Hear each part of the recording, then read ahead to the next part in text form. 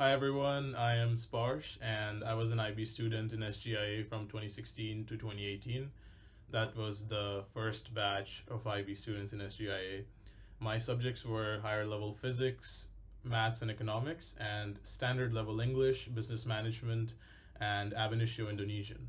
So my experience as an IB student, in my opinion, looking back at it now, IB has several components that helped me develop so much to have a good university experience. The theoretical part of the syllabus, your studies is really good for you to pursue any choice of major at university. For example, if I wanted to study math, econ, physics, I could have gone into anything that I wanted to do, and the syllabus, the subject matter in each IB subject is comprehensive enough for you to go ahead and pick that as a major in university.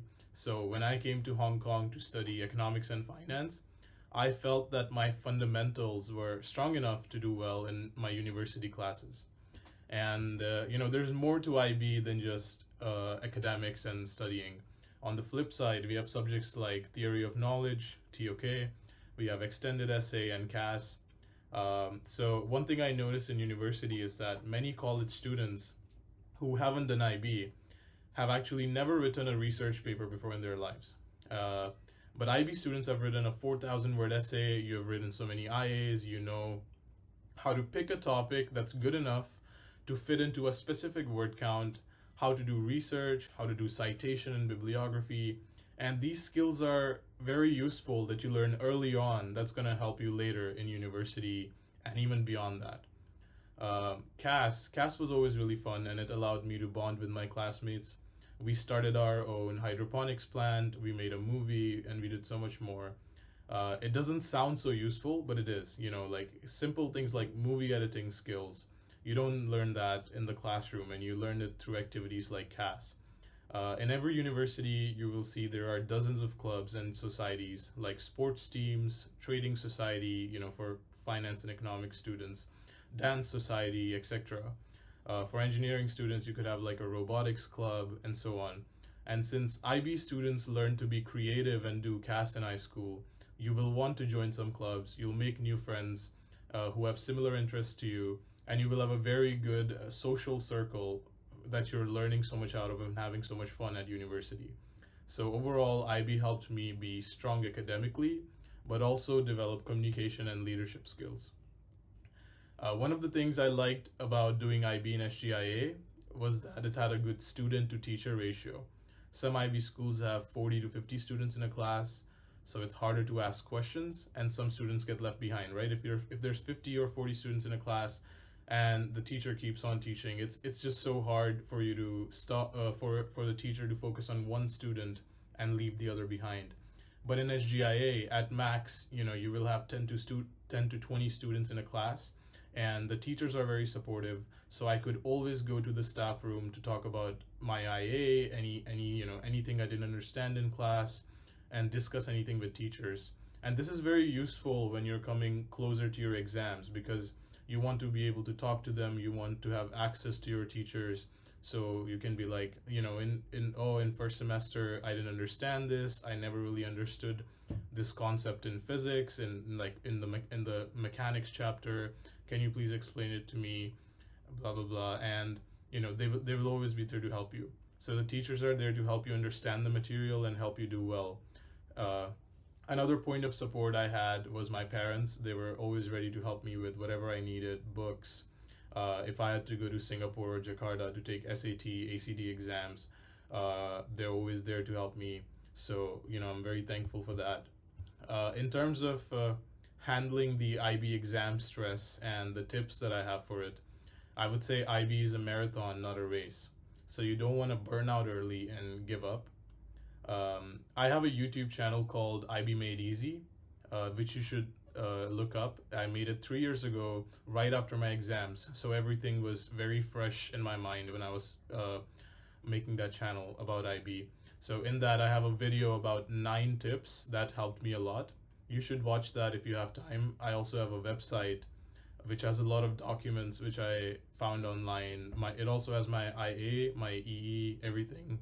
And you can just download them for free, and use that as a reference, to help you see what kind of score I got. I think for my physics IA, I ended up getting 24 out of 24, which was a big surprise. And it was a very simple IA based on cantilevers. So cantilever is like you place a weight at the end of a ruler and you just try to see how much the ruler is bending down, and you measure that and you see the stress on it. So it was very simple, but it's about how you write it. It's about the structure that gets you so many more marks. So you should try find IB Made Easy, and also find other samples online. My journey from SGIA until now and my future plans. So after IB, I decided to study economics and finance at Hong Kong University of Science and Technology. I have just graduated and started working as an analyst at Goldman Sachs in Hong Kong. I was interested in economics when I was doing my IGCSEs, so I'm following what I like.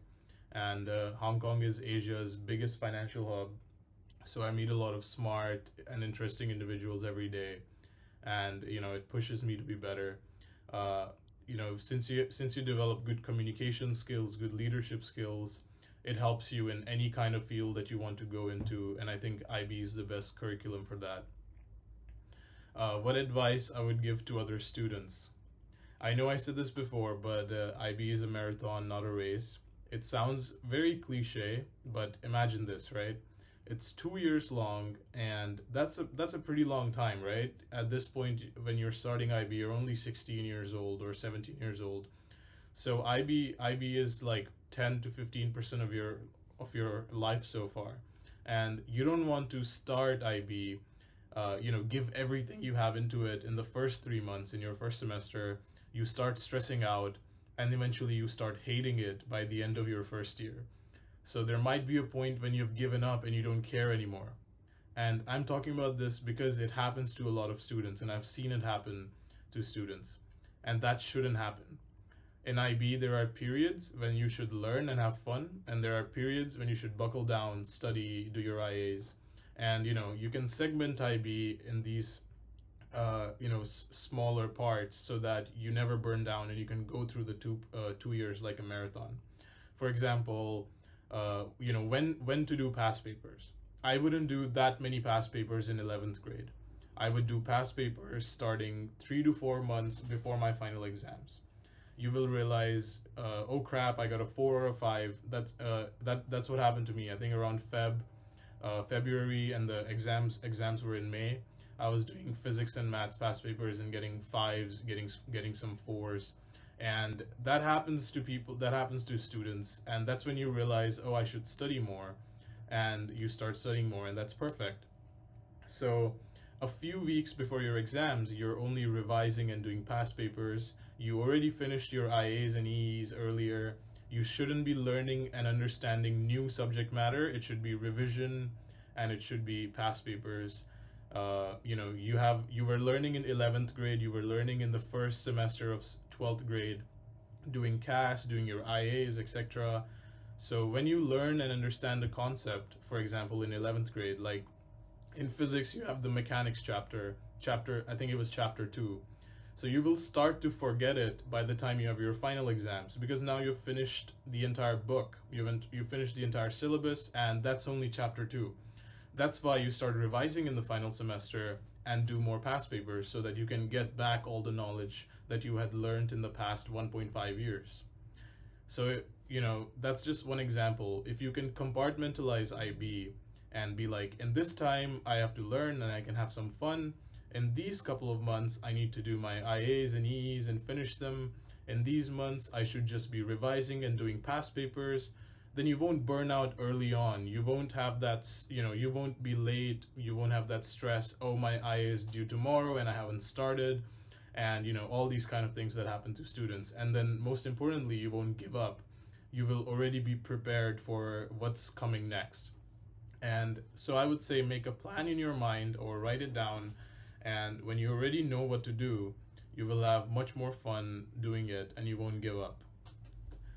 That's all from me.